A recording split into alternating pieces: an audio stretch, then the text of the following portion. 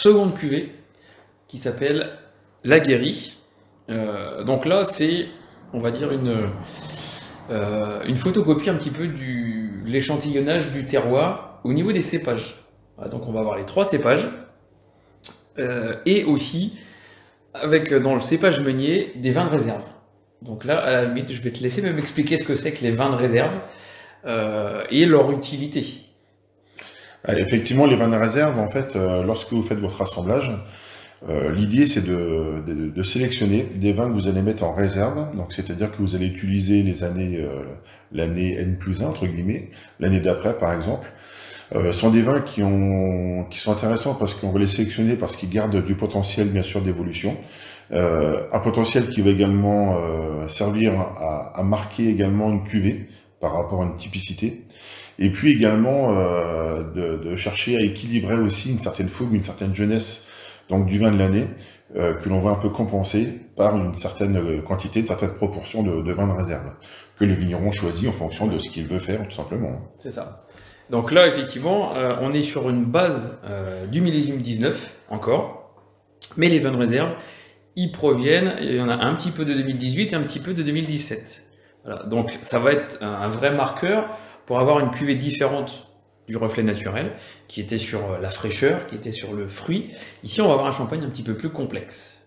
Voilà, donc on va le goûter, et puis vous allez encore avoir les commentaires. Donc toujours une belle tenue de mousse au versement. Donc ça, n'oubliez pas, quand vous versez un champagne, profitez également de cette acuité visuelle, de ce plaisir que vous avez comme ça, à profiter d'une belle mousse lumineuse et bien blanche, entre guillemets. Donc une couleur de champagne là, qui tourne un peu plus vers l'or cette fois-ci. Ouais. C'est dû au vieillissement, effectivement.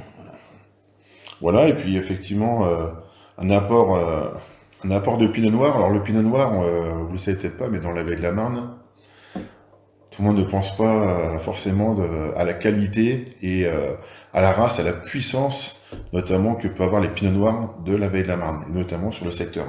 Plus vous êtes sur des terroirs un peu riches et frais, le pinot noir prend une dimension exceptionnelle et qui va marquer la cuvée.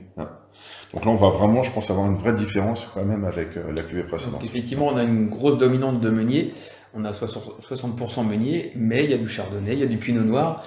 Et chacun des cépages va trouver sa place. Et là, effectivement, il y a déjà au nez un petit marqueur du pinot noir. Oui, par rapport à la cuvée précédente, reflet naturel, là, le meunier, on est un peu plus sur la fleur d'oranger. Les notes un peu plus de fruits blancs charnus, le tilleul également, et puis le pinot noir arrive et nous amène à la fois son côté floral, donc ce côté un peu violette, la pivoine, son côté cassis, la belle fraîcheur sur la framboise par exemple.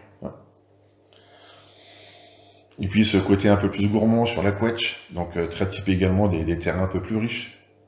Limite un peu le dessus de la tarte, un peu sur le... Ouais, les quetch un peu chaudes, ouais. Un peu sorti du four. C'est ça. Donc on est à la fois sur un fruit assez généreux, un côté floral, et puis un petit côté un peu légèrement pâtissier, effectivement, que l'on sent. Quelques petites épices douces un peu naissantes. Alors ça peut être poivré, ça peut être un peu réglissé, mais aujourd'hui c'est dans la nuance, mais en quelques années ça va vraiment dominer. Ouais. C'est un vin qui a un joli potentiel également d'évolution.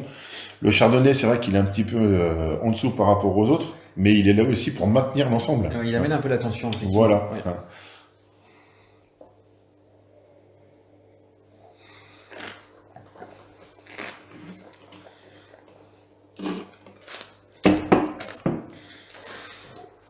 Voilà, donc vous avez une attaque qui est très courte. Le vin monte rapidement dans le palais, s'accroche bien.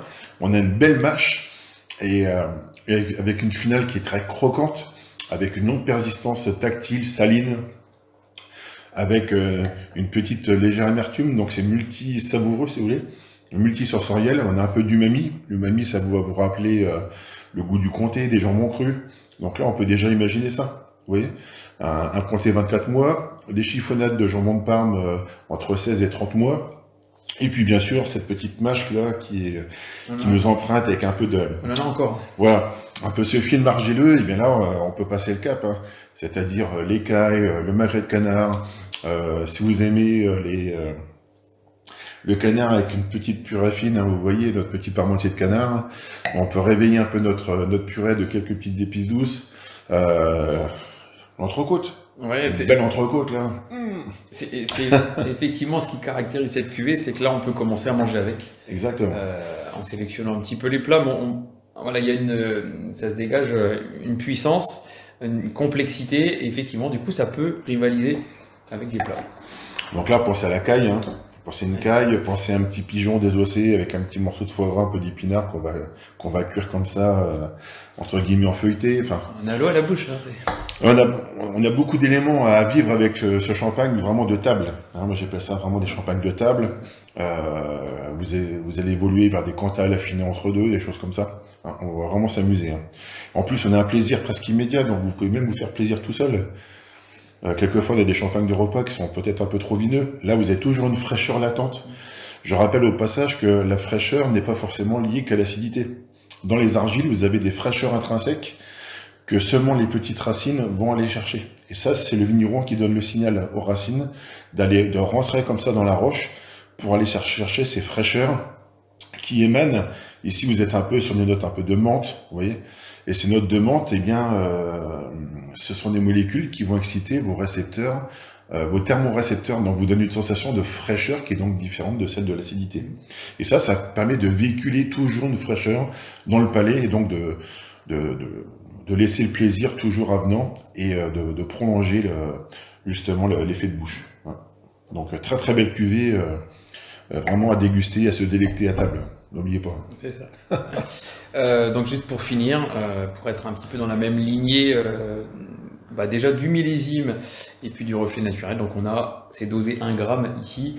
Donc pareil avec légèreté pour que ces arômes prennent la place.